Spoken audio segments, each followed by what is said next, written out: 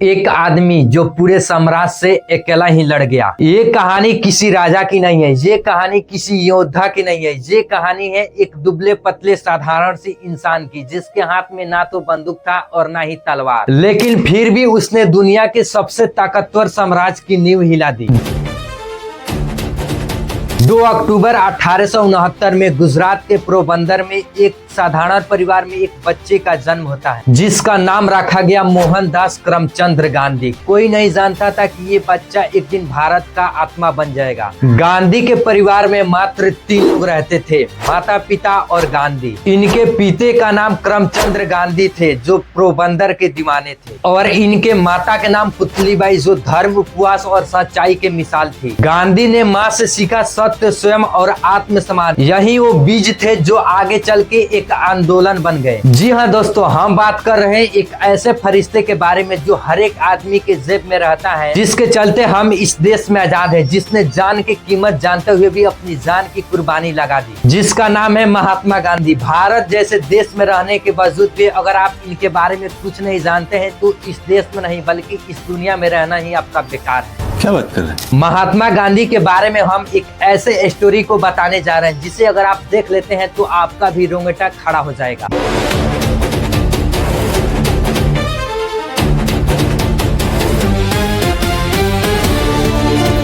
महात्मा गांधी भले ही डरपोक थे लेकिन ईमानदार थे। बचपन में गांधी ना तो तेज थे और ना ही बहादुर, किसी भी चीज से डर जाते थे, लेकिन ईमानदार थे। एक बार गलती करते थे और पूरी रात सो नहीं पाते थे। उनका कहना था कि गलती से भागना नहीं बल्कि उसे स्वीकार करना ही सच्चाई है। महात्मा गांधी के शादी 13 साल के उम्र में ही एक कस्तूरबा गांधी लड़की से हो जाती है। ये रिश्ता बस एक पति पत्नी का नहीं था, ये रिश्ता एक संघर्ष और बलिदान का था। लंदन, जहाँ गांधी दुनिया को समझते हैं, सन 1888 में गांधी वकील बनने के लिए लंदन पहुंचते हैं। यहाँ उन्होंने सीखा अनुशासन, संस्कार और आत्मनियंत्रण। यहीं से गांधी ने महसूस किया पश्चिम ताकतवर है लेकिन आत्मा कमजोर। 1891 में गांधी भारत लौटे, वकालत किया, लेकिन वहाँ पर उनको कोई सफलता नहीं मिली, क्योंकि गांधी झूठ बोलकर जीतना नहीं चाहते थे। दक्षिण अफ्रीका, जहाँ गांधी एक नए जन्म लिए। 1893 में गांधी गए दक्षिण अफ्रीका ट्रेन में। सिर्फ उसे इसलिए बाहर फेंक दिया गया क्योंकि वो एक भारतीय थे। एक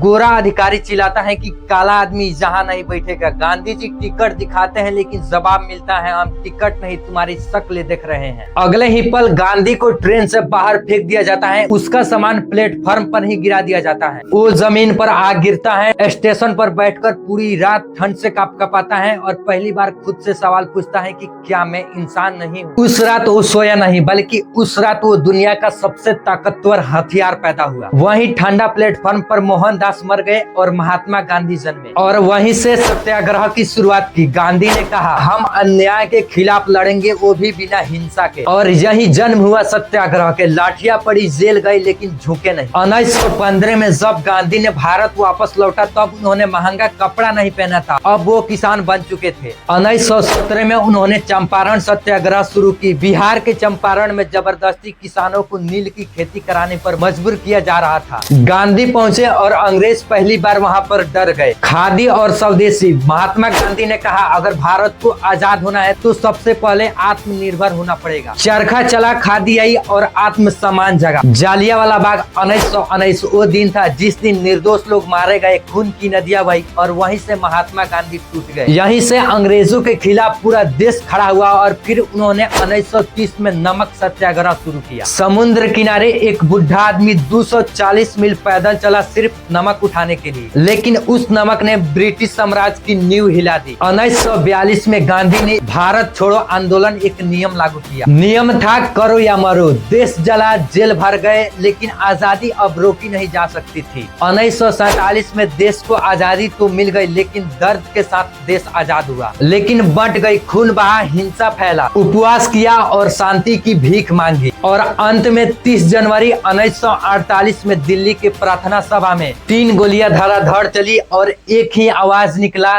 हे राम, महात्मा गांधी शरीर से चले गए लेकिन आत्मा बनकर अमर हो गए। गांधी ने कहा था मैं मर सकता हूँ लेकिन सत्य नहीं मर सकता है। आज सवाल ये नहीं है कि गांधी कौन थे, सवाल ये है कि क्या हम आज भी गांधी बन पाने के काबिल हैं। आज इन्हीं फरिश्ते के कारण हम एक आजाद देश में हैं। ऊपर वाले ने इनको फरिश्ते के रूप में भेजा और देश को आजाद करके चले गए। जिसने हमारी देश को आजादी दिलाई उसी को हमने मार डाला और वो देश आजाद कर इस दुनिया को छोड़कर चले गए। खैर, आप क्या जानते हैं महात्मा गांधी के बारे में? अपना राय नीचे कमेंट बॉक्स में जरूर बताना। अगर आपको इस वीडियो से थोड़ा सा भी जानकारी मिली होगी तो इस वीडियो को एक लाइक करके चैनल को सब्सक्राइब जरूर कीजिएगा, क्योंकि इस चैनल पर इसी प्रकार से इंफॉर्मेटिव वीडियो आता रहता है। चलिए दोस्तों, मिलते हैं हम लोग फिर से किसी दूसरे वीडियो के साथ।